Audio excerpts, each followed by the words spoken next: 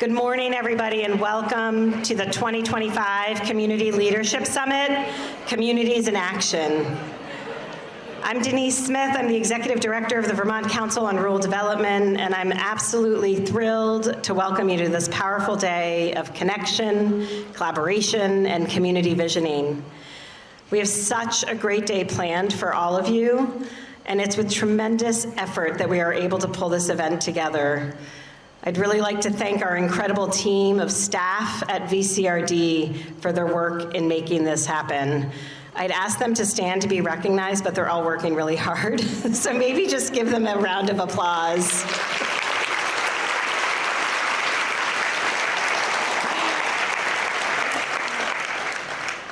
Today we are joined by a remarkable cross-section of Vermonters in this room and also joining us online. I really want to thank Orca Media for live streaming the session this morning in this room. We have youth leaders, municipal officials, community organizers, volunteers, technical assistance providers, and regional, state, and national leaders with us today. What unites us is a deep commitment to strengthening the vitality, resilience, and well-being of our communities across Vermont.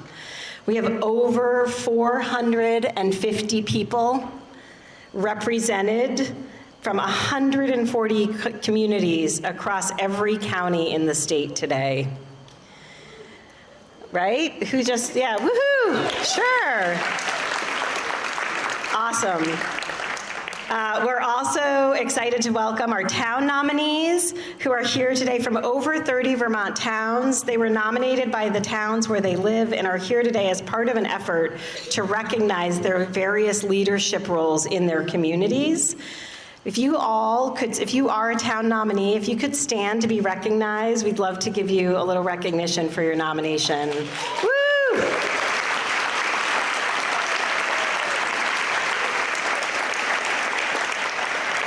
Excellent. This summit would not be possible without the support of so many partners and sponsors. Please look at your programs on the back of the program to see the complete list of all of the organizations and businesses that have supported us this year, as well as a list inside of community outreach partners that we have. It's an impressive list who share our values of working together across differences and connecting with each other in more meaningful ways. Over the years, VCRD's community leadership have brought together hundreds of Vermonters to build momentum for local leadership and to champion the democratic values that we all hold dear. Since then, our communities have faced ongoing challenges and profound change, which is why today matters so much. This year, when you registered, we asked you what inspires you to take action in your community. Your responses were collected and are now displayed in this beautiful word cloud behind my head. This image displays our collective vision and our collective values. What your responses show me, and the sheer number of people that are here today show me, and others, is that we care about our communities and are willing to take action to define our own futures. We still believe that we are the right size in Vermont to come together and plan for our future in a collective way. I'm joined this morning by Shannon Barsotti, who's the chair of the incredible Vermont Council on Rural Development's Board of Directors, and a community builder from Pownell and Bennington. We actually found Shannon during a community visit. Shannon knows what it means to go from an idea to an action and is an example of how people create momentum that drives action. Shannon? Thank you, Denise.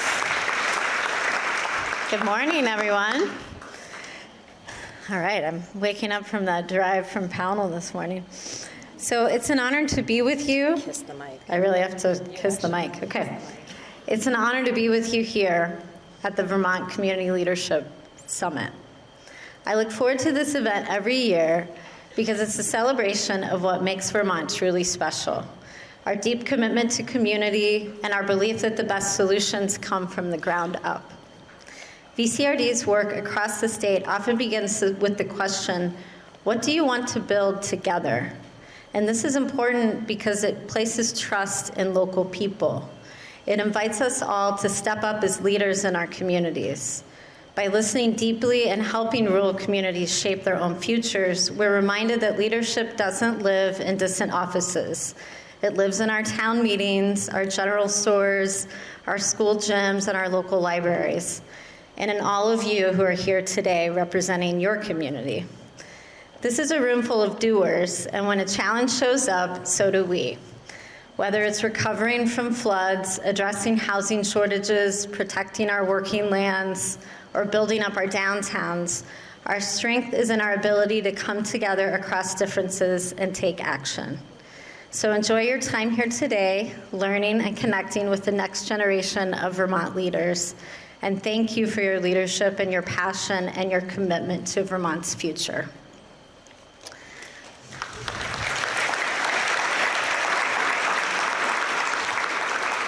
And while I'm here, I think I should recognize some of our other VCRD board members. So if you all just want to stand up for a moment and be recognized. Thank you.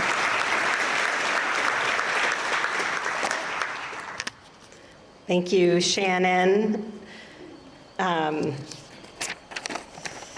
We appreciate your vision and your leadership and your drive to make Vermont a better place.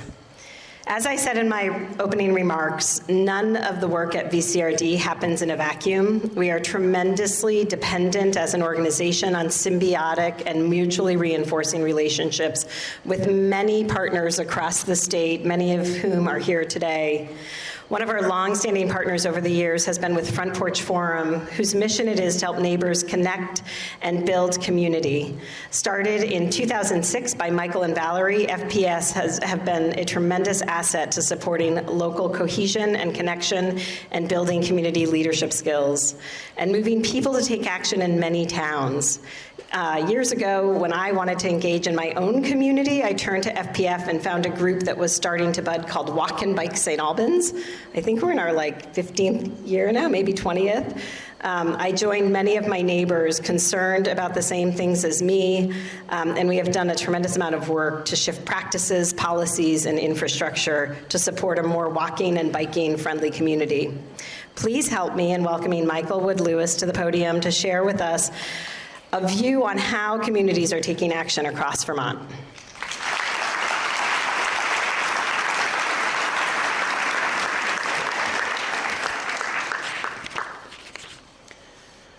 Thank you, Denise, for that lovely introduction and for pulling together this really wonderful event. I look forward to this every year. Well, good morning. Again, my name is Michael Wood-Lewis, and the theme of this conference, as we know, is Communities in Action. And that's a key focus of my work at Front Porch Forum, so it is a real pleasure to be here today to talk with everyone. There's a lot of stuff on this podium. As you may know, Front Porch Forum hosts local online forums, community calendars, and business directories for each and every town in Vermont. We have 240,000 active FPF members.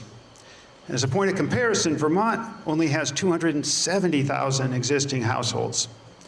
So more Vermonters use FPF than any other media, social or otherwise. And that's a great testament to how much Vermonters really lean towards and value local options. For those not familiar, Front Porch Forum is a mission-driven, small, family-owned business and a public benefit corporation. Our public benefit or social mission is to help neighbors connect and build community. FPF is all about more resilient Vermont towns and neighborhoods. It's all about today's theme, communities in action. In fact, an independent survey found that 89% of FPF members take action locally multiple times per year in response to messages from their neighbors. So along with my 30 FPF staff colleagues, several of whom are here today, I have the privilege of seeing beautiful and inspiring stories unfold across our state, like the one Denise mentioned, through FPF postings every day. It's a real privilege. Many are straightforward. Lost dog found by neighbors. Anyone seen one of those? Yeah, lots of those. Or thanks for the 6 offers of a post hole digger. I might have been involved with that one. Or, wow, 23 plumber recommendations and counting. Perhaps you've seen similar stories play out in your local forum or been part of one yourself. But I want to draw attention to 2 specific types of success stories today. The first is the kind that results in real life, or IRL, connection among neighbors, especially the variety that is recurring and active. This type of action, be it a committee to rebuild a local playground, a cornhole league, an elementary school PTO, a book club, this has been shown to be the best bet for building local social capital. Social capital being just another way of saying connection among neighbors. And local social capital is a top indicator of a town's resilience in the face of hard times. And since, newsflash, we're living through hard times, we need more connection among neighbors. We need more social capital, and we need it now. So here are a couple recent FPF postings that are creating just this kind of thing. And I didn't know your example, Denise, when I picked this one, but the other day, Emma on the Newfane forum said, "Hey neighbors, I'm starting a weekly walking group.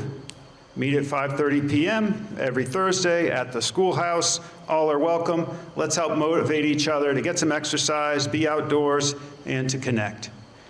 That's great. I love it. Gathering neighbors in real life, weekly, active. That's the formula. And from Elisa on the Weathersfield forum, a different idea. "I've lived here for 15 years, she said. I finally realized that it's simply silly that I don't know most of my neighbors. So I've decided to change that. I would like to invite you to a Meet the Neighbors block party. Maybe it can become a regular thing." And I love sharing these stories in a room, as Shannon said, full of doers. Maybe it'll spread. Another great example. So a related kind of success story, though, focuses on local small businesses. Amazingly, more than 16,000 Vermont businesses and nonprofits have joined their local forums and directories. In this era of Amazon and Walmart, they join because they find it the best place to connect locally. That's another form of communities in action.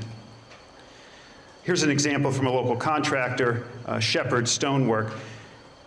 Front Porch Forum did the trick. We are swamped with work now.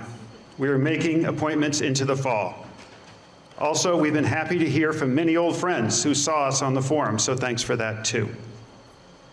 So today's event is pulling together, as we've seen, hundreds of local community organizers.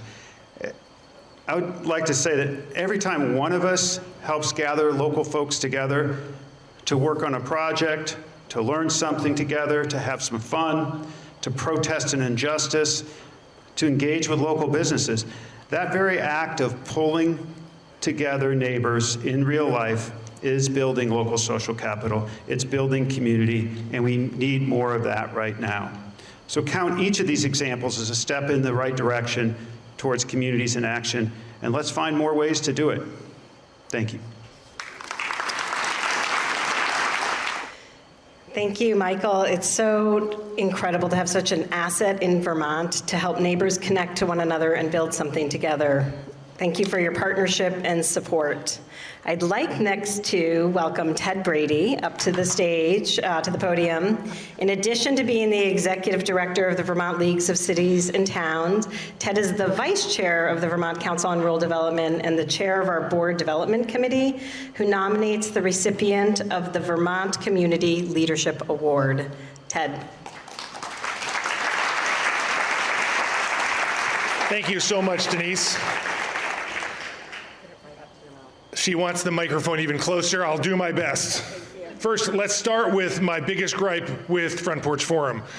It's really like winning the lottery when you see that thing that says for free. You know, first one gets it. I have won that lottery once or twice. But only once or twice. I really wanted those bunk beds for my kids. They were real disappointed. So I love the Vermont Community Leadership Summit for one big reason, and that's because it really embodies what VCRD does. We simply go to these communities, your communities, and help you activate your leadership, right? And it's really an art. I look back to, many of you already identified yourselves as those people that the towns have nominated as their representatives to this gathering. I reflect back upon my childhood, and at age 17, I received a letter in the mail from the Archdiocese of Providence encouraging me to become a priest. Yeah, right? It would have been a great one, right? And it was the first time anybody in my entire life, besides maybe my mom and dad, and I'm not even sure they had, said, hey, you could be a leader. And it was this poignant moment in my life, which I rejected, happily and gladly, but that was important in recognizing that part of your job is to activate leadership, right? The great part about activating leadership in your community is you can get married and you have Sundays off. So it's a big difference between the other type I was nominated for. So each year, VCRD, obviously we're out there talking to a lot of you, and we see a lot of great leaders.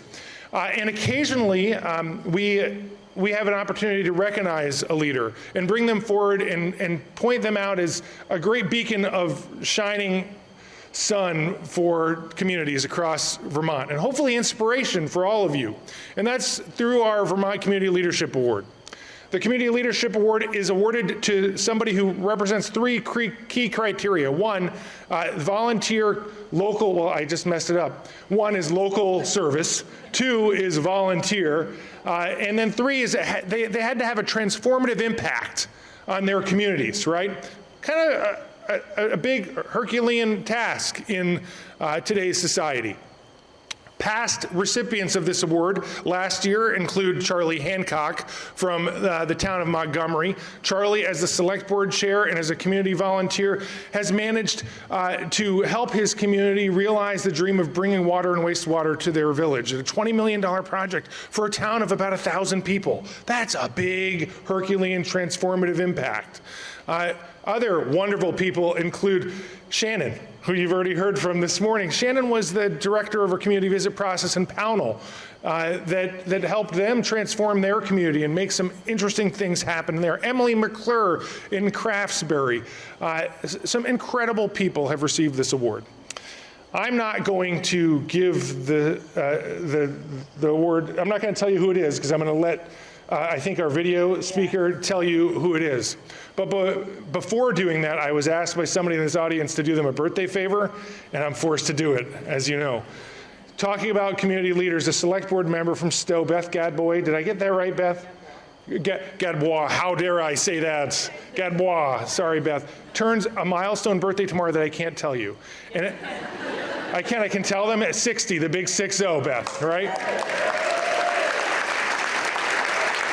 But it ties to this award, which is she asked that every leader in this room step forward and do some random acts of kindness for her birthday. I thought that was an appropriate thing to say.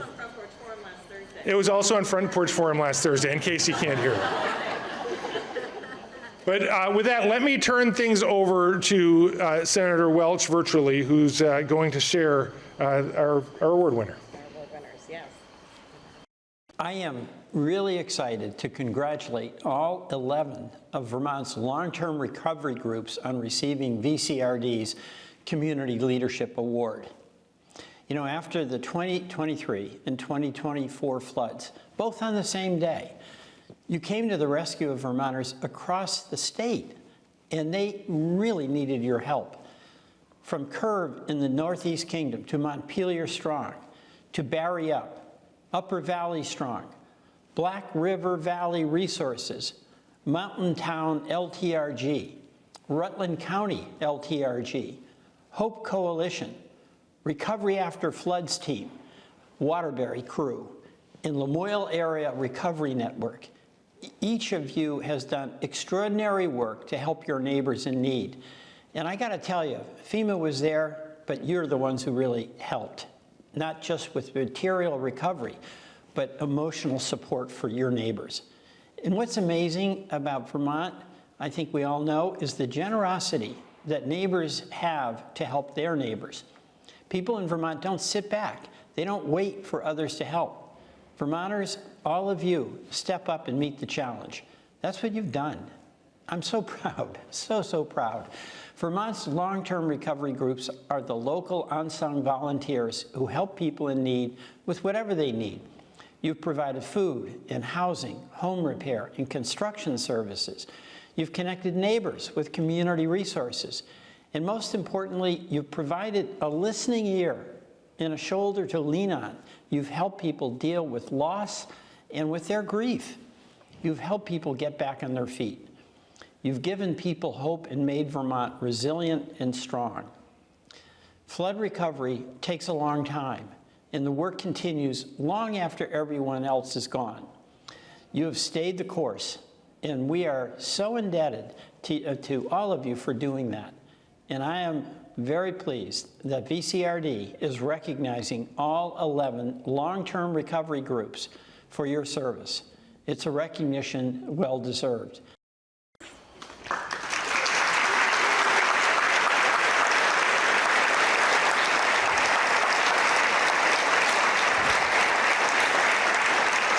We would like to now invite Jason Goslin, Emergency Management Director at the Vermont Agency of Human Services, to present the 2025 Community Leadership Award to representatives from each of the long-term recovery groups. I'm going to name them, and if there's a representative from that group, if you could come up, that would be incredible. Jason, did you want to say a few words? Oh, sure. Thank you, Denise. Thank you. Again, my name is Jason Goslin. I am the Emergency Management Director for the Vermont Agency of Human Services. I'm also the Individual Assistance Officer for the state of Vermont. It's hard to follow words that Senator Welch had done, but let me talk a little bit about the long-term recovery groups. Prior to the July 2023 floods, there was one long-term recovery group, Upper Valley Strong, that was a holdover from Tropical Storm Irene. Since that time, as you heard, several long-term recovery groups have been formed. And it's to say that we had some tough conversations in the beginning and continue is an understatement. But that's okay, because that's what generates success. As I heard Denise and Ted talk about leaders, it is the long-term recovery groups that are recovery leaders in their communities. And I value everything that they have to say. I value all of their work, and it's an honor to work with them. So congratulations and thank you. That's good. Barry Up. Is somebody here from Barry Up?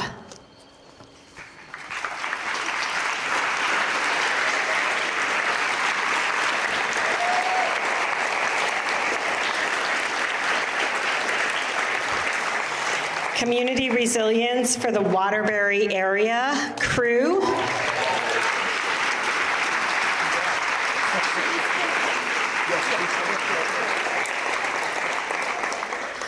Helping Our People in Emergency Coalition, HOPE.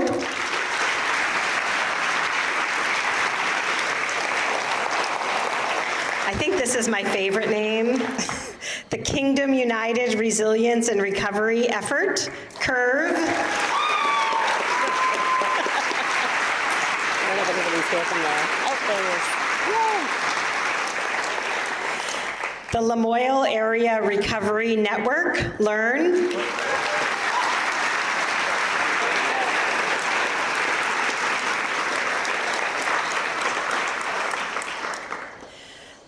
The Montpelier Disaster Recovery Network, MODERN.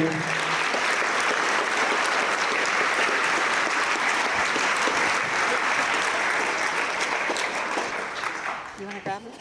No? Okay. I don't know if there's anybody there here from here. Okay, so the Mountain Town LTRG.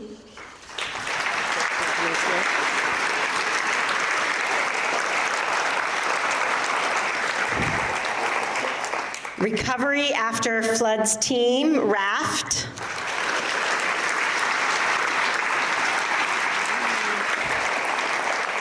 the Rutland Regional Disaster Cooperative, RRDC.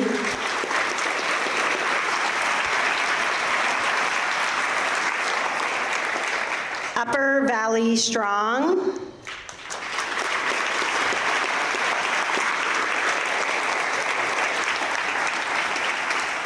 And Black River Good Neighbor Services. Thank you. Thank you. All right. And one last thing. Yeah, do we want to get a picture? Hang on, we're going to get a picture. Yeah. One more forward.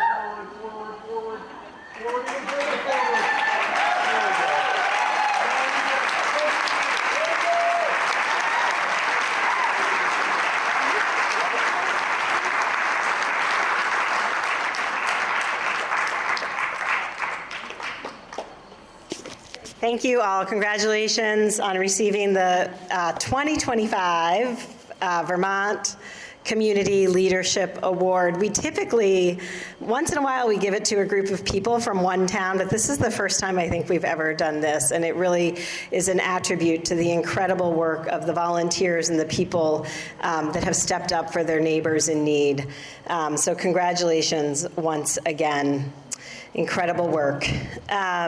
You took action when people needed you most, and your impact has been deeply appreciated and felt throughout the state, especially as we are all navigating change and uncertainty. Next, I have the pleasure of introducing Christopher Kaufman-Ilstrup, the Executive Director of the Vermont Humanities Council, the sponsor of this year's keynote. Over the years, the Humanities Council has been incredible at building community and solving problems through the arts and culture in Vermont. Chris, please join me at the podium.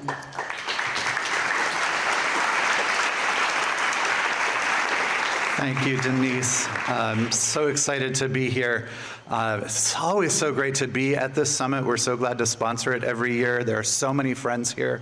And I actually think that my 10th grade social studies teacher is here as the town leader from Waltham. Shout out to Mrs. Stepp. You've changed so many lives. These are truly difficult days in our country, but artists and humanists are not giving up. Nor are we surrendering or capitulating or hiding. And in fact, last Wednesday, a federal judge in Oregon declared the gutting of the National Endowment for the Humanities to be both unlawful and unconstitutional. He placed an injunction against further harm while our court case plays out. And in imposing the injunction, U.S. District Judge Michael H. Simon quoted Representative William Ford of Michigan, who in the early days of the NEH and its sister agency, the National Endowment for the Arts, declared to the Congress, "The arts and the humanities are essential to our national interest. They are essential because they offer to our citizens the tools to explore ultimate directions and to define the goals to which public and private life should be directed. Indeed, the arts and the humanities are as essential to a nation as a conscience is to an individual." He continued, "The study of the arts and the humanities has relevance to our current domestic situation as well. The members know well the issues arising from this situation, the meaning of justice, the relation between freedom and order, the concept of community. The promise here is not that support of the arts and the humanities will bring a consensus on these difficult issues, but rather that study of these subjects will challenge us to remember these issues and increase our capacity to discuss and even to differ on them reasonably rather than violently." The congressman concluded, "The point is a simple one. The arts and the humanities are not frills, but are crucial to our nation's survival and continued freedom." The wise words of Congressman Ford, uttered in 1968, but achingly relevant to our current situation, call out why it is so important that we gather here in Randolph by the hundreds to declare our commitment to democracy, good governance, and strong, thoughtful, and curious leadership in service to our rural communities. At Vermont Humanities, we are very proud of our work on the issues of civic engagement and democracy, and we're delighted to be an annual sponsor of the Vermont Council on Rural Development's Community Leadership Summit. For several years now, the summit has been launched each year by artists and humanists, and it is clear today why that is so important. It is my honor to welcome Farine Paris to lead off our time together today. Farine Paris is a storyteller who creates heart-centered spaces through live performance, keynotes, interactive workshops, and community engagements. She is known for living out loud as a Black Haitian femme artist, and she leads with courageous truth-telling and vulnerable vibes. Her work as a storyteller inspires to make a collective impact within her local Vermont community and beyond, one story at a time. As the founder of All Heart Inspirations, established in 2020, Farine has curated over 200 storytelling-centered offerings rooted in the love of culture, people, and connection.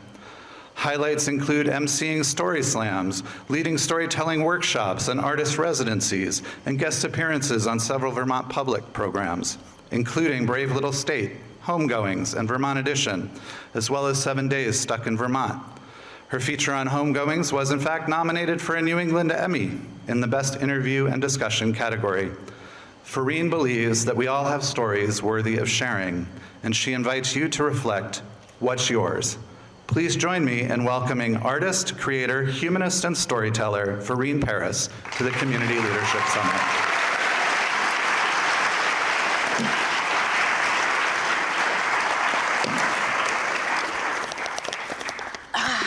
Hello, hello, hello. I'm realizing more and more it's really a moment to breathe in someone, do an introduction of you. So thank you so much, Chris. Kind of reminding us, we as these individuals really do make an impact if we simply can just show up, lean into our gifts. So I am so humbled to be here, and I do not take this moment for granted. There's been such profound reflection happening, and it makes me kind of need to go back in time, because the way that I even came into this work was trying to answer, well, what can I do in the onset of the pandemic, in the onset of COVID? My story as a storyteller, as someone was sharing their possible vocation was to be a priest, my storytelling, the first time I ever seized a microphone, the first time anyone was like, yes, you are worthy of holding this space, was when I was in 6th grade. And I remember, teachers, I have to take a moment to give a shout out to educators, because what y'all are doing,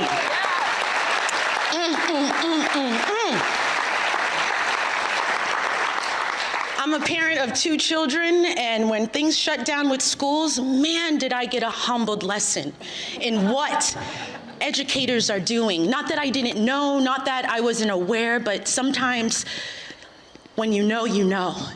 And I was just so grateful in reflecting on not just the educators that held my daughters, not just in an academic way, but in a spiritual way, because let's stop pretending that our educators aren't doing multiple roles and multiple assets, right? And so I named that because, again, it was a teacher. For me, it was Mrs. Welch, and it was 6th grade, and I went to a Catholic school, and every month there was a mass, and it was like, this week, 6th grade, you're in charge. And Mrs. Welch looked at me and she was like, Farine, I think it's time. You're gonna do the first reading. And I'm like, no, I'm not. And she's like, yes, you are. So background, I'm a very shy person. I'm in front of you right now. I'm looking at you, but let's not pretend that I haven't had anxious feelings and nerves, because we're human. We're human, but I'm willing to be here with you. I'm willing to learn, unlearn, relearn. I'm willing to be here with an open heart.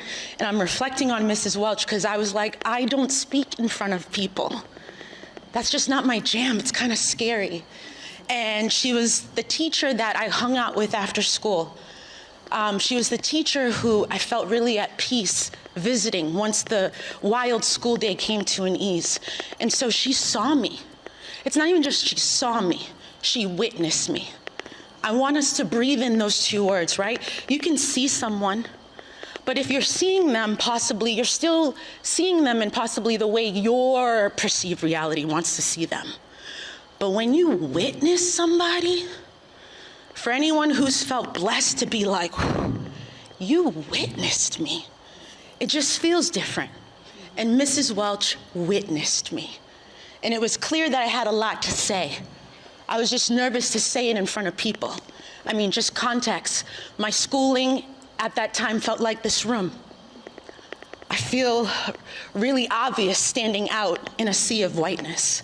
Not saying that to shame, I'm just saying it just so that we can hold the truth. Just in case, like, this room is white, just in case there's not many folks who look like me. And again, I'm gonna lean into this because I can't ask you to do something that I can't do myself. And I leaned in that day in 6th grade. And she gave me the reading, and I was like, okay, and for some reason, I just put so much pressure on myself as an 11-year-old. I was like, all right, like I'm representing all the 6th graders, I'm Haitian, I'm representing all the Haitians in Brockton, I am going to like do the best with this reading. It was printed, I slept with it under my pillow. I was like, and maybe that part of Farine just really wanted to just have like a layup. Maybe that Farine just like, I just need this W, and maybe if I can have this W as I transition into this place called middle school, it might be like the factor in how I kind of navigate these next few years. I'm deeply grateful my teacher reminded me that I had a voice, right? I think of that story, and when I did get in front of mass to do that, I just want you to know I killed it. I did. The microphone was attached to the podium, but if I could, I would have dropped it. Because when I got up there, rather than living in rules and how I've seen people do readings at mass, I'm like, well, what can I put on this? I didn't read it, I memorized it, I added arms to it, like it was like the word of the Lord, like that just hits different, right? That's the beauty of when we as individuals can add on our own seasoning to practices and lived experiences that happen. So I just have to honor her here, I have to honor our educators, and I have to honor the people who invite us to see our truths. This keynote is anchored in naming truths to ignite change. And I also just want to give a shout out to Nick, who's going to be helping me with my slides. And you've been a joy, and I feel so at peace knowing that you're helping me guide people through this journey. So we are going to transition to the next slide. And when I was invited to possibly take the lead with grounding this keynote, I was shared with Denise and Jess that the theme this year was communities in action. And we were having conversations about this conference. It was really clear, like there are people who are like, this is my jam. Like I come here, I see my people, like this is where we link up. For others, possibly is new, but what I do know is there is the gift of multi-lived experiences. See, I grew up Haitian, so in our communities, it takes a village. That's how we do it. It's not just on one person to elevate us, to hold us accountable. It takes a village. And so we love spaces that have all types of ages, because the littlest of 4-year-old to the elderliest of 99 can gift us with a moment that we need to learn, unlearn, or relearn. And so this space is this multi-generational space, but with lived experiences. Whether you're an executive director, whether you're a teacher, I was looking at the roster and it was someone's name and just the town they were from. And I'm like, yes, because that's enough. I think so many of us are so afraid of stepping into our truths because we're so ready for someone to be like, that's not how you do it. Oh, wait a minute, what makes you competent enough to be able to do that? I remember when I started my work at storytelling and folks were like, so like, what did you do? Like, how are you a storyteller? I'm like, I've lived life. I've lived life. There's only one version of me. There's only one version of you, Leah. Shannon, there's only one of you. No one can tell any of us what our story is, because we've woken up, gone to bed, and been in all of that with ourselves. And I'm here to remind us of that because we need to reclaim authorship of who we are. We have to. It's a must. It's a must. So communities in action, what does that look like? But when they drop that theme on me, I'm like, okay, but before we can talk about communities in action, are we being honest about what we need to take action on? Before we can talk about communities in action, are we actually doing like real conversations about the truths that need to be named so that sustainable action can exist? They took me back to this quote by Bell Hooks. And Bell Hooks, a phenomenal author, Black literature author, someone who I actually didn't know existed until I was in my 40s, because too often education is erasing different parts of the narrative. But Bell Hooks is amazing, and she has this quote, and it's gonna come up in the slides. I'm just giving you like a seed.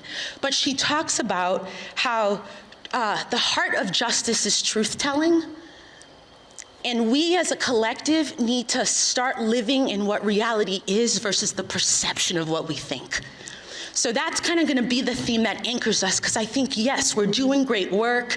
We're like, making change. We're transforming situations. But I also don't think we can always be truly honest about what something looks or feels like. So I would love to spend our time really inviting us to think about the role that truth, vulnerability, actually being in the reality of what is this current moment in time on August 11th, because it's changing by the minute. Because this is what I do know. I do know that before I've moved toward anything beautiful or brave, it started by naming a truth. Sometimes one I did not want to say out loud. We're gonna get into it later, but here are some examples. Divorce. Whoa, taking an honest look at what you thought life was gonna be after 20 years of living it one way. It could be,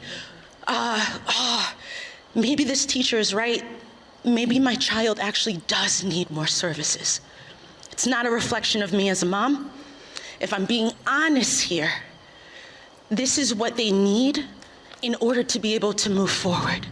It is not easy to kind of sit sometimes, because we as a collective society, as Bell Hooks says in this book that came out in 1999, we lie a lot. We as a collective society lie a lot. And actually we're lying about things that it's like, why was that the lie? It starts as simple as, how are you? And 9 out of 10 times, I'm gonna say good. What is good about 2025 right now? Like, there's nothing good. I mean, there's lots of good, but man, and it's just like, it's auto. I'm good, and I walk away, I'm like, I'm not good. My kids are watching, hi Nala. But I'm reading this book. This book is called All Above Love. And Bell Hooks is like discerning with what is love. Not just this romanticized love that we get like caught on, but like love, witnessing each other, knowing what is it that I need in order to like be the more healthier version of myself. And she talks about how children learn so early that being able to tell a lie possibly gives you power in a moment. So we as grown folks, like I remember don't tell a lie, my kids, don't tell a lie. No lying, be truthful. Meanwhile, my kid is overhearing me on a conversation tell my mom in my 40s, oh yeah, I wasn't there, I had work. I didn't have work. I just didn't want to tell my mom I didn't have the strength to pick up the phone.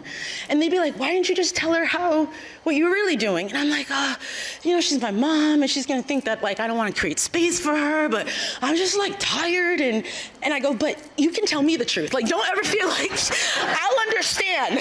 I won't make my life about you, I promise, right? But it was my kids even noticing that. Why did you have to say that? So I'm here to really break that mold. I'm here because there's something so beautiful about truth. Again, if you don't know this book, write it down. I have known this book, but I didn't know her until recently. Some of the quotes that I have found myself reflecting my heart around, I realized came from this book. Whether it's a quote like, Love, some people are always like, love is action. It's not just a feeling. We actually have to make a choice to love. It can't just happen. If I want to love you, that takes effort. If I want to love you, I have to hold you in different ways. That's not just, it happens. And so I love that quote because it was like, yes, like it's not just a feeling. I can be like, oh, I love you, but what are my actions saying? Oh, I love you, but it seems like when you were not in the space, I didn't even have your back when said person said that. That's not love. Love is action, right? And so I'm throwing in that word because as Bell Hooks noticed, that's a word that people are like, what? You want me to talk about love? But it truly is one of the most greatest human powers that actually we all have access to. There aren't a lot of things that I can be like, that's within all of us. But that is a feeling. Even for the most introverted of us, I can hide away for days in my home. But I still want love. And sometimes I'm asking, why am I hiding? Is it because I'm searching for the love? I'm waiting for I'm waiting for someone to text and be like, Fareen, where you been? We haven't seen you for a week. Love. LOVE, All Heart Inspirations, is my business. And it was so anchored in this idea of, what can I do to put more love into this world? Why is that my assignment? Why do I think that is my assignment for the collective state of Vermont and beyond? I think it's because at the end of the day, each of us have lanes. Each of us have profound gifts. And we actually each need to triple, quadruple, 100 times down on our gifts that will push us forward as a collective society. I can spend energy in trying to come up with strategic plans, but that's not my gift. It's just not my gift. My gift is in the moment. My gift is while you're mapping that out, I'm gonna let you know how everyone is feeling in that room because I'm paying attention. That's my gift. When I first started working in higher ed, the dean of students was like, do you ever talk? Staff meeting after staff meeting, Fareen's just and she was like, Fareen, I'm not gonna force you to talk anytime soon. But when we get to a year of this job, I'm gonna need you to talk. And I love that because I'm not ready. And she goes, and I do know if at any moment I pause the meeting and I'm like, how did we get here? You're gonna be able to tell me the 8 steps and how we got here. And so I know that I've just always had a gift of seeing people. I remember children getting bullied in my classroom. And I'm just I just don't understand why we give such energy to tell someone that they're not enough. It just didn't align with my heart. And I remember Mrs. Welch being like, Fareen, you could go so hard on so-and-so, but you don't. And I just also stood by her sometimes when folks were doing it in the moment. It's not you having my back when I'm in front of you. It's what you're doing when I'm not in the room, right? Storytelling can come up in so many different ways. And so as we move through our time together, there's gonna be different quotes that I'm gonna share with you to ground us. There's gonna be some prompts that I will put out, and if you're willing, maybe you'll share some of your lived thoughts. But at the end of the day, it's what did she tell me? Sometimes it's just helpful to have mantras to just keep in your mindset. Mantras are beautiful, collections of words that you can either repeat easily or it's anchored in I'm trying to manifest this. And so today, I need us to know truth is justice and love is action. Today, I want us to possibly reflect on choose courageous love over comfort most of the time. It's not easy to choose courageous love over comfort. That's why that's in parentheses. But if you're moving through life doing it less than more, then that might be a heart check to do itself. We can't change what we can't name. So we can talk about action plans all day today, but if we're not willing to name some of the things that are getting in the way, people who are getting in the way, systems that are getting in the way, we're actually not gonna truly solve what is needed. I wanna give a shout out to Johnson, Vermont. Is anybody in this room that was part of the 100+ team that moved the library? Because in my mind, wow, when I think about communities in action, naming truths to ignite change, it's let's be real. Like, this building keeps getting hit. Like, let's be real, like, public libraries are such a service. Like, it's one of the very few things that everybody can access for free. It's like, let's be real, why is it that we as a small community can't have this saved, right? And I love, like, how this library moved half a mile over a bridge at some point, right? That flood of 2 years ago wiped out 1,500 books. As a first-generation student, as someone who just like access to book and readings, like that's a gut. Those are stories. Those are authors. Those are narratives. Those are history. So yes, because just like people are on the floor and there's legislation and all of this stuff, moving that library was of value, and that needed to be honored and held like that. I'm so grateful for that. So it's like, that is what it meant to lead with heart and move with purpose. You could really get stuck in the, oh my God, like half a mile, like, is it worth, like, you could do all of that. But what if you can hold the reality, but also see beyond and imagine the impossibility? So it's moved now, they added square footage to it, it got computer labs, it got amenities. It was an effort, but clearly if the people wanted it, it will happen. So I'm here to remind you, it's always been the power of the people, right? Sometimes we say, no one's coming to save us. No one's coming to save us. The collective power of the people coming into alignment over a particular thing that is a value that isn't gonna cause harm. Because we can rally up around things that is like, but I don't know about this one. But that is beautiful.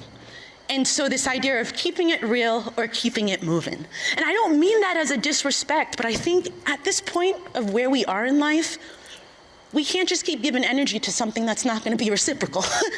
I can't just keep giving energy with someone I'm getting frustrated because they won't see the framework then okay, I'm going to go find folks who can actually wrap their heads around this. So I'm good with that. Just be honest that you're not down with the cause. Just be honest, because performative allyship, it hurts. It actually takes lives.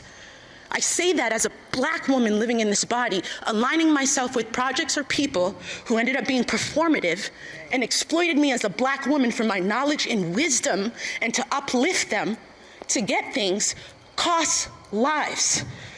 So that keep it real or keep it moving is just more of, I'm trying to actually do this thing called life. And every time you fake it, it adds another fragmentation to my collective soul. I can pick up most of it, but some of it just won't get picked up. And now I'm moving with less than I had. It truly isn't nothing personal, but how are we gonna do this work if there's actually, like, my kids, my youth, they try to keep me like hip with language? Ops. They're like, yo, there's ops. Everybody's an op. You're an op, but you're not an op. I'm like, well, what is this, kids? But it's like, sometimes we are in spaces where there are people in that space that we think is for us, and they're not. We have people in that space that we think are for the cause, but they're not. They're actually struggling a little bit. An example of that was the past election. Because based on everything you saw prior to the election, it said it was gonna go this way. But when people got in those booths, they did something different. Or maybe they just didn't decide to vote that day.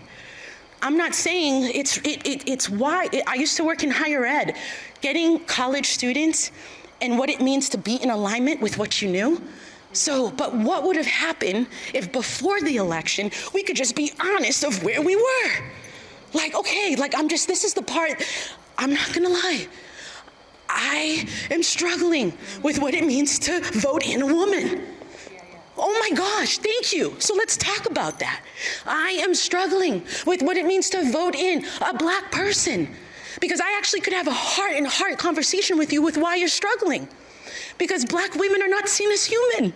Black women, like Malcolm X said, are one of the most disrespected, uncared for, forgotten people. For so many moments, we were only seen as 3/5. I actually think many people still see me as 3/5. I know that, because before I can even speak into the microphone at council, some of you have completely cut me off. It's ingrained in us. I know it's hard to sit with that, but it's the truth. Because for centuries upon centuries upon centuries, we were ingrained to think that I'm not human.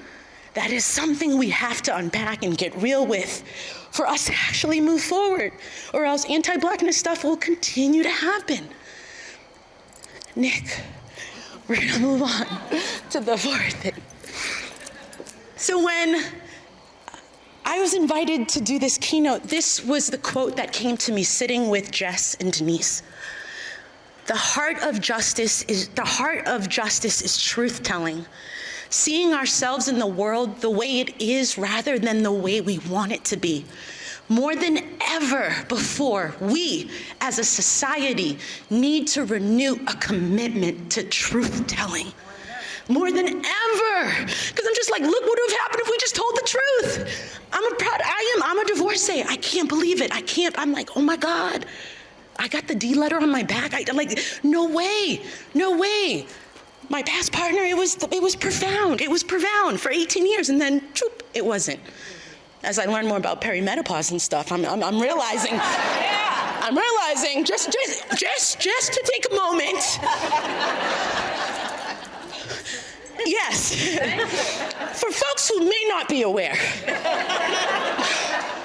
some of us who make up the majority of this global world is gonna go through something which is called the second puberty in adulthood. And it's called perimenopause. There's actually the peri before the meta. I only knew the menopause based on the Cosby Show with Claire Huxtable's head in the freezer, having hot flashes. That was my only context.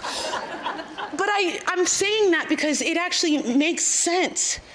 As I get older, as I move into my 40s, day by day I'm losing estrogen. Estrogen is that chemical that makes us care.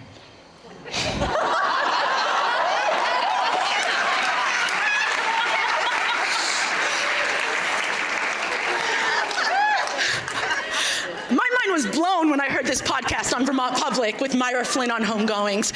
Oh my gosh, that makes sense. There's a reason I just don't anymore. Or you ask yourself, why am I doing that? Wait, I'm taking care of everybody but myself? Like, why? I name that because we give such care to our teenagers, and you're like, oh, they're in middle school, they're gonna forget stuff, their brains are foggy, they're gonna rage at you, but still love them. So here's your reminder to do that for the collective older women.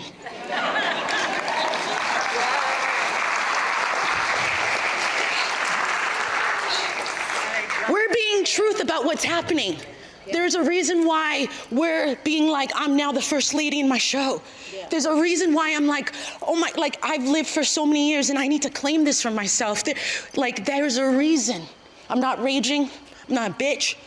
I'm not emotional. There's a reason. Because for X amount of years, I've done nothing but put so many people before me. I did my part and I'm down with it. But man, can I try something else? Because just in case I go tomorrow, have I been able to live the way that I'm deserving of living? Just a question. Let's go, Nick. Whew. Y'all didn't know you were coming to church, huh? Let's go. All right. So let's get into the storytelling of both, not just my lived experiences, but people in this room that may want to share. When I think about what it means to be communities in action, when I think about what it means then to take a moment to name truths to ignite change, I'm going to invite you to think about these three journeys. It's a collective experience, but first and foremost, it's the naming. It's the naming of the truths, personally and collectively, that shape your life and community. I think sometimes we're more honest at work, but not being honest in our personal lives. And then sometimes we're so authentic in our personal lives, but man, are we masking at work. But all of those things intersect and they're actually all related. I've been wrapping what would it look like if our organizations and schools and neighborhoods and boroughs was in abundance with people who felt accepted and cared for? Wow, would that change how we would be moving? So that means we have to start with naming some things. After we name something, we sit with that truth, we also still need to take a moment to honor what has happened. Sometimes we just want to keep it moving as if legacy and history has nothing to tell us. So it's like, okay, here's the truth, but let me honor what's happening in this collective moment, what's already in motion. And then after we can get through that, then we'll phase into this idea of envisioning. what becomes possible when we have the courage to witness and act. I don't want us to just act. I don't want us to just have the courage to act. I want us to have the courage to witness and act. There is a lot of lived experiences I am blessed with having, but there are a lot that aren't my story. It's not my story. And so it means everything for me to witness things that aren't mine. I'm a cis female. You know, I've never been without a home. I've never had a deep addiction. So if I'm sitting there trying to talk about these things, who am I? Because nothing for me without me. And a lot of that actually happens in the way we make plans. We do a lot of things that you don't even know an authentic moment in what you're talking about. But here you are, voting on things, putting resolutions, passing something, giving this funding over this. And I'm always like, nothing for me without me. And I don't know about you, like that's literally just been the thing in my life, my whole upbringing. I'm like, what do you know about what it means to be someone who has immigrant Haitian parents, but I'm living here in the United States? They have one view, you have another. Teacher, you're confusing me. Because some of the things you're saying, my parents just don't care about. Some of the things you're saying, it's actually me that's gonna fill out that form. Some of the things you're saying, and so, again, in each of these lanes, we're gonna sit in each category. And the reason why I love this idea of what becomes possible when we have the courage to witness and act. It takes me back to when I was in college. I went to Stonehill College in Easton, Massachusetts. And I'm really proud because, as I said, I'm a first-generation college student, right? The first in my family to be like, this is mine to have, and with a village that helped me get there. And till this day, the motto at my college, I still remember. And the motto was Luc et Spes, Latin, for light and hope. Luc et Spes, meaning light and hope. But the deeper meaning of that they had invited us to think about as Stonehill students it was having the competence to see and the courage to act. With time, I've just evolved it, because I also try to be mindful of ableist words, because not all of us can see. But witnessing, we can do that in a variety of different ways. We can witness with how our body opens when someone is sharing something with us. We can witness with actually taking the time to listen, not respond, but just listen. And so shout out to, again, those environments that leave us with mantras that continue to guide who we are. So naming. Name the truths, personal and collective, that shape your life and community. There are a variety of questions up on this slide. And sometimes if you're really trying to do this work, it means it's not just listening to me read it. Maybe it's taking a picture. Maybe it's picking one question that seems to be knocking on your heart, because the goal isn't to answer all of these, but I think the goal is there a question that I left feeling really committed to exploring? So when we talk about trying to name that truths, it's okay, what truth, personal or shared, have you been holding quietly? Man, have I sat in meetings and I'm like, oh God, my staff doesn't know that we're about to have to cut this budget in half, but okay, I'm gonna keep letting them dream. And then next week they're gonna be like, we don't feel supported. Who else has had that moment? What's one truth about your community that's hard to name, but necessary to face in order to move forward? I mean, for me, I come from the city of Burlington, and I think the Queen City has a broken heart. I think she has a broken heart. Some of it, and I would love for us to sit in that it's the brokenheartedness that's making so many of us attack each other right now. I'm really hoping that we can be invited to come together as a community and not be like, you're not doing this right, you're not doing this right, but hey, this is kind of what my heart is holding. My heart is broken because this is how I felt unseen. Or my heart is broken because this is what I lost when that thing was passed. Where in your leadership have you chosen comfort over courageous action? I'm guilty of that. So hey, I used to work in higher ed for 15 years. It seems like every other decision was sometimes choosing comfort over courageous action. I can't change what that was, but I can take a moment to be real about, is that a pattern that's still in my life now? What truths do we protect with silence or illusion? And I think that gets back to that Bell Hooks quote. Like, we're like telling myself, it's great. The school is 50% diverse. Like, we're great. We're doing everything right. And like, meanwhile, if you take the moment to like talk to the littest of little, they can take you word for word. They can speak for you word for word of how something didn't sit right with them. My question that I want to storytell about is, have you ever said something hard and it shifted the energy or direction of action? Because that feels scary. That picture up top is a picture of me at the University of Vermont. I was at that time the director of first year experience. My assignment, welcome 3,500 students and make them think that like this was a good choice to be here at UVM. It's so easy. And we were always just wrapping our head around like, man, like moving in 3,500 students, how do you center each one? How do you make each one be like, I'm here for you? You know, and so my team and I were always kind of wrapping our heads around like, what are those things that just slow us down for a moment so we can actually witness each other? When I became the director of first year experience, it was a new position that never existed at UVM. And so I'm feeling a lot of things being a Black woman in the first position called first year experience, and I'm responsible for a whole class. There's been no playbook, and I have a feeling that everybody's gonna try to tell me how to do my job. It was so fun. There's a lot of, I feel like there was a lot of pressure. It goes back to that time when I was picked to do that reading. I'm like, can I do this? Can I represent? Like, I care about this. I just don't want to mess up. And so one year, we were in this big opening weekend meeting. I mean, you have Vice Provost is in there. Shout out to Annie Stevens. Belle Costin is in that space. Nick Negrete, some just beautiful people that I respect and honored. And so I'm sitting here well, my idea makes sense. We're in this meeting. It's an hour already. It's gone over. It was a 3:30 meeting, which people are ready to go at 4:30.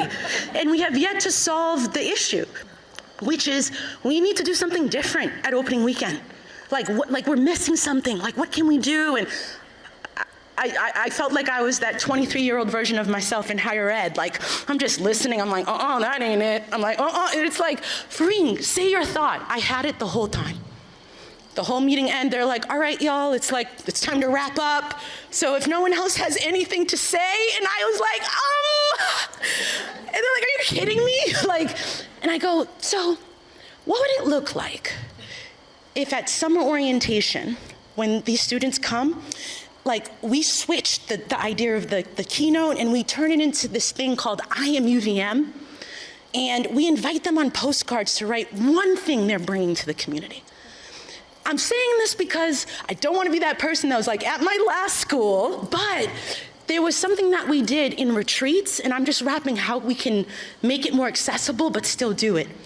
And everyone was like, and I was like, why didn't I say that 60 minutes ago? Everybody was like, wait a minute, what could that look like? Could you show something next week, Farine? And I see postcards, I am UVM, maybe the silhouette of it has the things that students are naming. You can't see it too clearly, but on the background behind it, it says things like, I am anxious, I have an eating disorder, I came from a single home. And so a student could write whatever they wanted on the other side to be like, this is what makes me UVM. Not the institution telling you what you are. You're letting me know how to witness you. And it was a moment in time. It was a beautiful moment in time, and I am so grateful that I said something, because then for years after years after years, if you Google I am UVM, we are UVM, you'll find a video. There are students just sharing their truths. We came together, 3,500 students. We put the postcards on the screen, and if it was a screen that people could relate to, they put their lights in the air. It was just a moment. I'm not saying that we were perfect with each of those classes, but I do know for a moment, because we were real with what they needed, but we also still looked beyond this world of what we could do. Imagine going to tech people, I'm like, can we get all these lights to drop? And da-da-da-da. And I just love that they dreamed with me. Instead of saying, that's not how we do it. Who's this new director? And I'm like, if we're truly saying that we're here to show up for students and let them know, this is the place for you, let us start with them telling us who we are. Does that sit? Is there anything that comes to mind for people? Like, is there anything, or you're like, just keep talking, Farine, like, I'm good. Like, because it's all like, but I just want us to keep reflecting on those. Nick, we can go to the next one. Honoring, right? So after we can sit in the truth, we still got to honor the moments, the people, the shifts already in motion. There's nothing that peeves me more is us acting like there wasn't a village of people that came before you for you to stand and do said thing. Right? So we have to honor what is. We have to honor possibly what's in motion. Does it make sense? Why are we doing that? Is it in alignment? So some questions for the heart.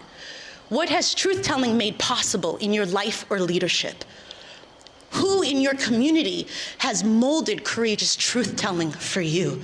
I love that word. I always kind of take a moment to be like, who in my life, when I'm feeling like, oh, I can't do this, and I like channel, I'm like, what a model of just courageous truth-telling. For me, Bev Colston, who no longer is at the University of Vermont, no longer in the state, if you didn't meet that woman, like, she was a queen. She was like, it was like, oh my gosh, what a gift for her to be the director of the Mosaic Center for Students of Color. And every BIPOC student have a chance to be like, I was at UVM under Bev Colston, right? And it's because it wasn't easy, but she really had this beautiful balance of like, this is how you move through this work with heart. How are you reflecting on the truth of these times in your current actions and choices? Like as we've been checking in earlier, I was talking with a friend earlier, and it's like the question, like, how are things going? And it's like, it depends. Are you grant funded? Are you in this? Like, it's like, spin the wheel. Like, in one of these things is just getting in the way of me just doing what I know, like, my community needs. And so, but it's important to just say that. We can't pretend as if outside of this door, there are situations and things that are just on fire. What moments of impact or transformation are already in motion, whether or not they've been celebrated? Sometimes we don't want to acknowledge something unless it's been documented. We don't want to acknowledge something unless like it's been talked about or posted. Again, nobody's coming to save us, and a big lesson that I had to learn from myself is I am my hype person. We actually have to get comfortable in hyping ourselves up. Like, I was in the hotel room and I looked at that mirror and I was like, check you out, Farine. Like, who knew? Who knew? Girl, you're getting paid to talk as a black woman in your Jordans? Who knew? I didn't get Jordans until my 40s. I've been like, 40s have been like, oh, like, but I think it's important because I needed that. Because I was feeling anxious. I needed that. I'm someone who takes a pill daily to navigate depression and anxiety. And I was at the hotel on my own. My partner wasn't with me, so it was like, Farine, let's go. And I'm happy that I did that. And then I came here to do my purpose with y'all. So a question, story, what needs to be honored before you can take your next step of action? This photo up here is from 2020, March 10th, 2020. We had no idea what was happening 2 days later. So the context for this, we are at the Flynn Theater in Burlington, Vermont. This was a performance that was downstairs in the Flynn space. That is me with a cohort of students that went through a storytelling class at the Flynn called I Am My Ancestors' Wildest Dreams. Voices of color through storytelling. And if I never had moved to Vermont in 2012, this moment would have never happened for Vermont. I think sometimes it's important for us to realize, like, if I wasn't here, oh my gosh, like that's what you've touched. That's what you've been able to like plant here. That's what has blossomed. I took a storytelling class in 2019 at the Flynn Theater. It was a moth-style storytelling class. I had never taken a class before, but I was trying to like do something for me. I was like trying to be something beyond being a mother, beyond something that's like, I work at UVM. And I took this storytelling class. And I was so excited. At that time, so much was happening in the air, especially around like racial inequality at the University of Vermont. And so I took this class to just give myself a moment to express, a moment to like be real. But when I got into the class, it was a full class. There was like a dozen of us. I was the only person of color in the class. And I shouldn't be surprised. I've lived in Vermont now for 12 years. I know the assignment. Like, we go back and forth with New Hampshire for being the whitest state. Like, I know where I am. But I think sometimes we go into something forgetting what is the reality. And I had a perception of what this class was going to be. I was going to be talking about this, and then this person of color was going to be like, yes, and like then, and then this that wasn't the reality. The reality was, out of the 12 of us, I was the only person of color. And at first, I thought about, I don't know if I'm going to continue on in this 6-week class, because I didn't know if that room could hold my story. Moth-style storytelling, you have 5 to 7 minutes to tell a story. So if I came there to unpack racism, how are you talking about that in 5 to 7 minutes? If I came there to unpack what it means to exist in a multiracial family, how am I unpacking that in 5 minutes? And I remember just feeling a lot of pressure, because I'm like, the audience doesn't reflect the stories I want to tell. And Sue Schmidt, who is just absolutely amazing, who is a beautiful, painting in why I am before you today, she was my instructor, and she was like, that's not your responsibility to hold. You're up there to speak what you need to speak about. You're not there to hold, to follow them through. Whatever they hear, they hear. If there's something they're not familiar with, they're adults. It's called Google. It's called Go Deeper. That moment is about you. You took this class for you, right? And I was like, okay, let's do this. And so I continued with the class, and it ended up being a beautiful experience. But if we're being truthful, I felt really uncomfortable, though, throughout it. I did it. I did my piece, I performed, but there was something still not sitting right. I kept talking about it in therapy, and my therapist was like, maybe there's a reason why you experienced this. That's something that I do now. I'm like, why is this so hard? Why is this so heavy? And I'm like, is the world asking me to do something about this? So I would reach out to Sue Schmidt, and I would say, can we get together? Because I want to talk about the class. There are ways that it was so good, and then there are ways that I'm like, let's talk about it. And she was so open to it. And we met at August 1st Bakery, and I just simply said, what would it look like for the Flynn Theater to possibly do classes in affinity? For me, I would love to see affinity around ethnicity and race. Maybe someone else, it's affinity around gender. Maybe someone else, it's affinity around mental health. But I think there's something deeply powerful about coming together on a shared narrative that we can then blossom out of. That's us right here. No matter where we are in this state, we're really like a collective good to make things move, right? A collective good assumption in trying to make things feel a little bit better than how we found it. And so with that, Sue supported it, and she was like, we're gonna go to the Flynn with this. And if the Flynn doesn't take it, then we will take it somewhere else. I'm so grateful that the Flynn listened. We named the truths. They honored what they were doing, but they also honored what wasn't existing. And then we got to envision. And before you know it, your girl is teaching this storytelling class that she was telling someone else about. And I said,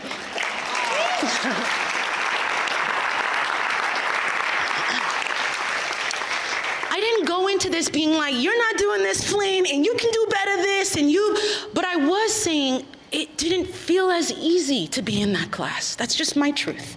I see you do this, that's beautiful, but maybe how? And so what needs to be honored before you can take action? Go ahead, Nick. And with this last one to leave you with, this idea of envisioning, because this is the beautiful part. This is why that library went half a mile. This is why this summit continues to happen. This is why said position, even though all the funds are trying to get cut, you're doing everything that you can to keep it, because we envision. We are trying to understand what is still possible in spite of the realities that people are putting us in. And what becomes possible when truth is named fully and collectively out loud.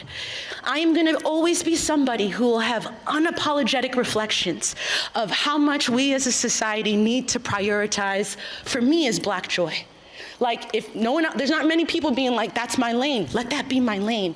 And this photo up here, This is the photo of something called Juneteenth Sales that takes place in Burlington. It's been happening for 5 years. Every summer with Whistling Man's Schooner, we gift 50-plus Black Vermont residents a free 2-hour storytelling sale where it is hosted by a Black community member and we hold space for stories. Literally taking what happened at the Flynn and putting it on water. Who knew? I had no idea. Trust, I was like, and it's for free. It's all community funded. I don't expect everybody to know the answer on how to hold Black joy. But if I give you an option to opt in, opt in. And it's so beautiful how $5 here, $10 here, here are free things. For a moment, these folks have peace for 2 hours on the water. Not solving it, because no one else is solving stuff, but just for a moment. And it's like, who knew you could look at the waterfront and dream in that way? But 5 years ago, I went on my first sail, just for kicks, and me talking about what it's like to storytell in beautiful places, the person on the boat happened to know the owner of the company. And then we met at Zero Gravity for a beer storm.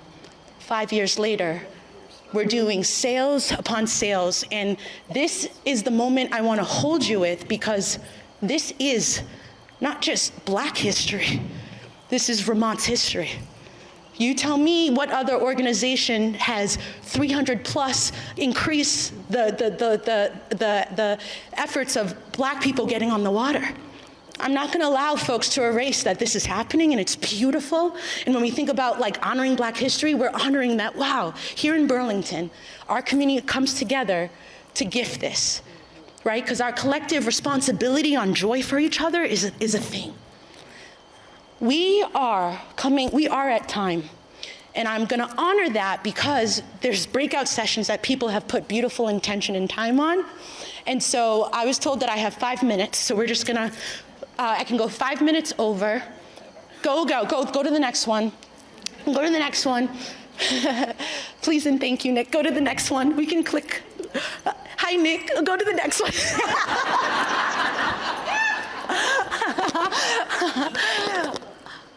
I just want to take a moment to leave us here. What does it mean to be communities in action? And right now, these are all the different organizations that have collaborated with All Heart Inspirations to center offerings where we're being honest about what is needed. Whether it's the Vermont Professionals of Color Network centering a space. Where are you? Vermont Professionals of Color Network? Like who knew? When I moved here, there was no Target, there was no Trader Joe's. There was a lot missing from here. And now, there are things like the Vermont Professionals of Color Network, where it's all about uplifting individuals like me. Like, that's a blessing.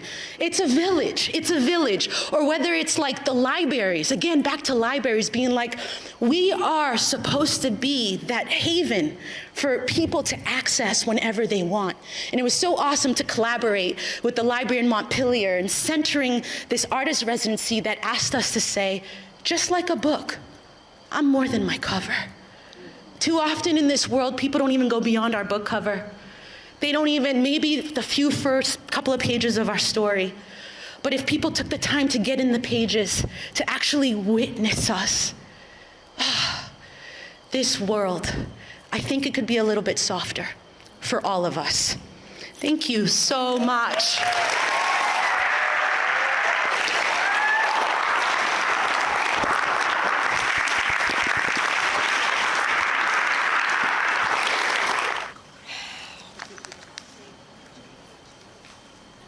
Wow. Woo! That was,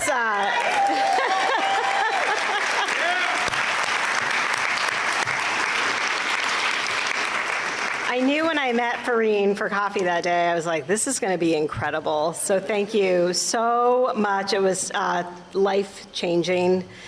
My next job for everybody, as Farine mentioned, a lot of wonderful people have put an incredible amount of time into our panels and our forums and all of the workshops that we have offering today.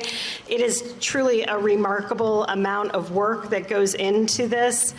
And so my next job is to help you all get through the rest of the day. And so I just have a couple of announcements. Okay. I want to just mention, thank you, Orca, once again, for live streaming this session. This is the first time we've done this. It's also the first time we've had live captioning on the screen, and I want to thank Nick. It's also the first time we've had an ASL interpreter. And I just want to say VCRD is always open to feedback. So if there is feedback that you have after this conference and you want to send it to us, we are always open to hearing and learning and doing better for all of our attendees that come to this. I want to also just extend a huge thank you to all of our sponsors. None of this, we would not be able to offer the price that we do to be able to attend this without them. So we're incredibly grateful for partnering with us. I know there's a few in the room, so I just want to thank you all for your incredible generosity, as well as our outreach sponsors. Without them, we would not be able to get the word out as well as we do. This event would not be possible without the entire VCRD team who plays a role in putting this on. It is, we are a staff of 9, and it takes every single one of us to do this. And we start like in January, I think, starting to plan this event. So really a huge shout out to all of our staff at VCRD. You can...